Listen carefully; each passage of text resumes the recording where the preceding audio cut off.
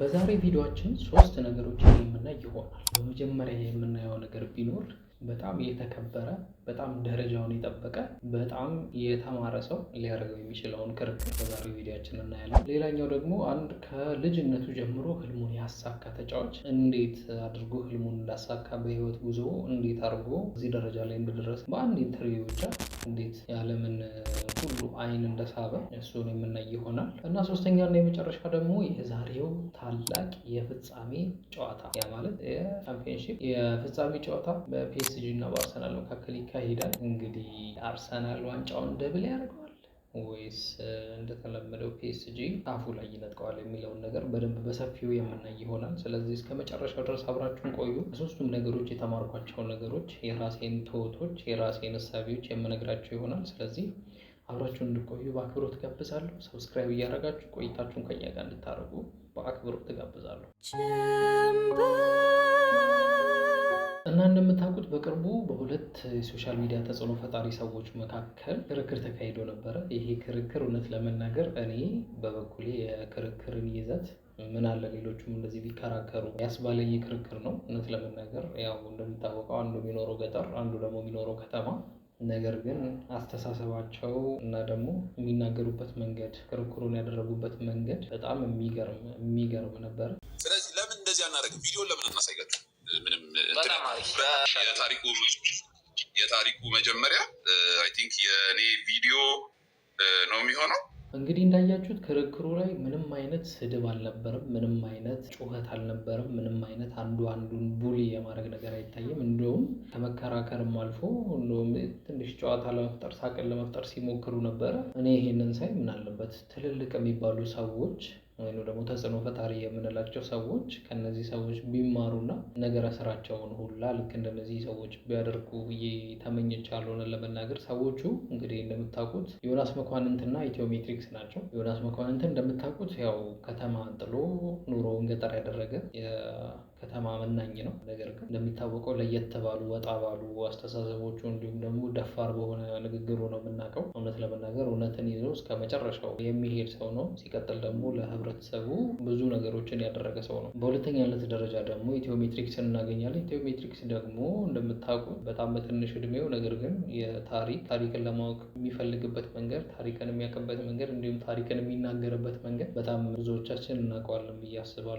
እንግዲህ የክርክሩ መነሻ ምኑ ብዬ ነገሩ በጣም ስላሰፋባቸው አልፈልግም። ክርክሩን ሪከርድ የተደረገ ካለ እዚሁ ላይ እያይዝላችኋለሁ። በጣም ማየት ያለባችሁ በጣም በስነ ስርዓት ሰው እንዴት ነው የሚከራከረው፣ እንዴት ነው ማንም ላይ ቂም ሳይዝ ማንንም ጉሊ ሳያደርግ ጥያቄያቸውን ጠይቀው መልሳቸውን አግኝተው እንዲሁ በፍቅር የተለያዩበት በጣም ድንቅ የላይቭ ሴሽን ነበር። እኔ በኩሌ በጣም አድንቄያቸዋለሁ። እንግዲህ የሚያሳየን አንድ ነገር እሱም ተለያየን ማለት ጠላት ሆነን ማለት አይደለም። ሀሳባችን ተለያየ ወይንም ደግሞ የምናስባቸው ሀሳቦች አንደኛችን ሌላ ሀሳብ ሌሎችን ሌላ ሀሳብ ብናስብ እንኳን ያ በጠላትነት እኛን አይፈርጀንም ወይንም ደግሞ በመካከላችን ያለውን ግንኙነት አያሻክረውም። እንዲሁ ሀሳባችን ተለያይተው እኛ ግን መዋለድ እንችላለን። እኛ ግን በክብር በስነ ስርዓት ያለምንም ጩኸት ያለምንም ሁካታ ሌላውን ሰው በማይረብሽ ሁኔታ ራሳቸውም ሳይረበሹ ነገሮችን እንዴት ማድረግ እንዳለባቸው፣ እንዴት መከራከር እንዳለባቸው፣ እንዴት በንግግር ብቻ ተናግሮ ሰውን ማሳመን ወይም ሰው መርታት እንዳለብን ከዚህ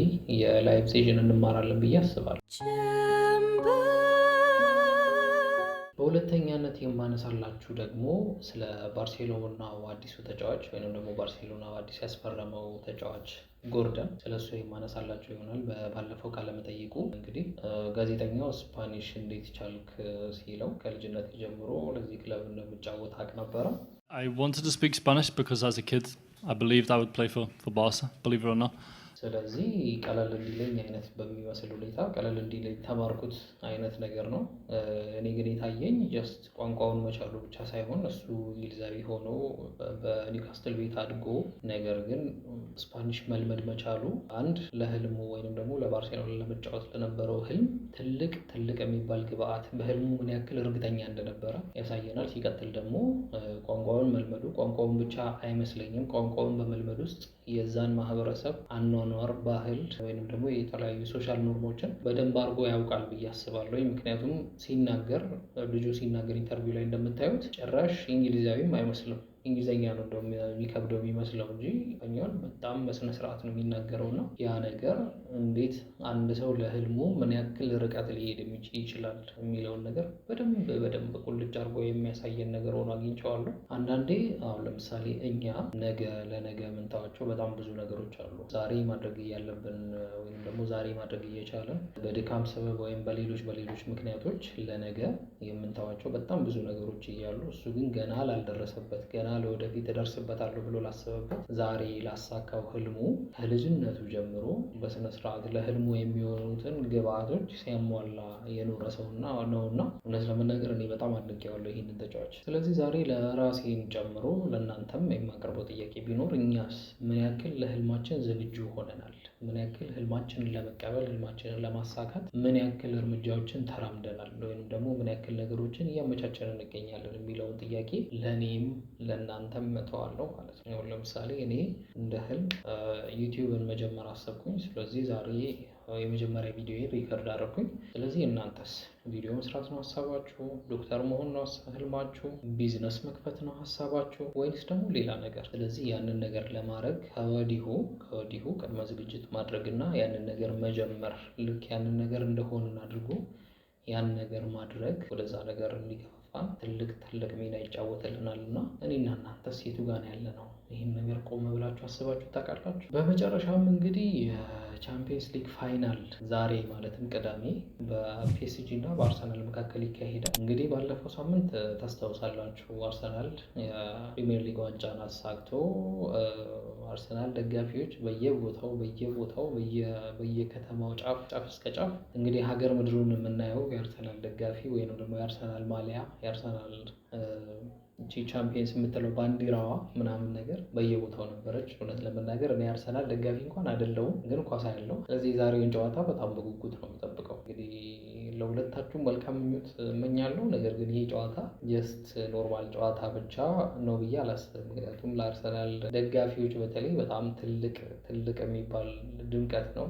ምክንያቱም ነገ እሑድ ዕለት የፕሪሚየር ሊግ ዋንጫችሁን በከተማው ይዛችሁ የምትዞሩበት ከደጋፊዎቻችሁ ጋር ብዙ ነገር የምታሳልፉበት ጊዜ ነው እና ዛሬ ይሄኛው ዋንጫ ከተሳካ ኢማጅን 2 ዋንጫ ተይዞ ከተማው ላይ ከ1 ሚሊዮን ሰው በላይ ይገኛል ተብሏል እንግዲህ በከተማው። ስለዚህ ያንን ሁሉ ሰው መንገድ ላይ ዋንጫውን እያሳያችሁ የምትዞሩበት ጊዜ ነው እና እንግዲህ ይቅናችሁ። እኔ እንደሌላው ያላልሆንባችሁም ያው ይቅናችሁ እላለሁኝ። ነገር ግን ፒኤስጂ ቀላል የሚባል ቲም እንዳልሆነ ማናችንም እናውቃለን። በተለይ በክንፍ በኩል የሚያደርጉት ሩጫ እነ ዴምቤሌ እና ስሙ ረጅሙ ልጅ ምናምን በጣም ብዙ ሰዎች አሉና ፒኤስጂ ቀላል የሚባል ቲም አይደለም እውነት ለመናገር። ነገር ግን እስቲ አርሰናልን ዋንጫ ያስጥላል ወይስ ደግሞ አርሰናል በፕሪሚየር ሊጉ እንዳሳካው የቻምፒየንስ ሊጉንም ዋንጫ ያነሳል የሚለው ነገር በጣም እኔ ለማየት በጣም ጓጉቻለሁ። ነገር ግን ቅድም እንዳልኳቸው እኔ አርሰናል ወይም የፒኤስጂ ፋን አይደለሁም። ነገር ግን የእግር ኳስ ደጋፊ ስለሆንኩ እንኳን የሚያዝናናኝ አይነት ሰው ስለሆንኩ ይህንን ነገር በጣም በቁም ነገር የምጠብቀው ጨዋታ ነው እና በዛ ሰዓት የምትደውሉልኝ ሰዎች ስልክ አላነሳም። ብቻ አሪፍ ጨዋታ እንደሚሆን ተስፋ አደርጋለሁ። ማንም ያሸንፍ ይመስላችኋል? አርሰናል ወይስ ፒኤስጂ? ይህንን ነገር በጣም በጉጉት እየጠበቁት እናንተም በጉጉት እየጠበቃችሁት እንደሆነ ተስፋ አደርጋለሁ።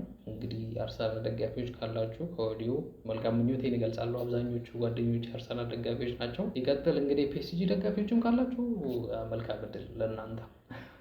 ከዛ በተረፈ መልካም ጨዋታ ይሆንላችሁ። ሌሎች ጨዋታውን ለምታዩ ሰዎች በሙሉ ጥሩ ጨዋታ እንደሚያሳዩን ተስፋ እናደርጋለን። መልካም ጨዋታ ለሁላችን። ስለዚህ ዛሬ ሶሻል ሚዲያ ላይ ካየኋቸው ነገሮች እንዲሁም ደግሞ የዛሬውን ጨዋታ ካልኳችሁ እንደ መጀመሪያ ቪዲዮ በጣም በቂ ነው ብዬ አስባለሁኝ። ከዚህ በኋላ ኮንሲስተንትሊ ሌሎች ቪዲዮዎችን ለመልቀቅ እሞክራለሁኝ። እናንተም በተቻላችሁ አቅም ሰብስክራይብም ላይክም እያደረጋችሁ አብሮነታችሁን ብታሳዩኝ በጣም ደስ ይለኛል። ያው መጀመራችን ነው፣ እንደ መጀመራችን ደግሞ አንቆምም። ስለዚህ ከጎናችን እንደሆናችሁ በላይክ እንዲሁም በሰብስክራይብ እንድታሳዩኝ ስል በአክብሮት ጠይቃለሁ። መልካም ሳምንት ይሆንላችሁ።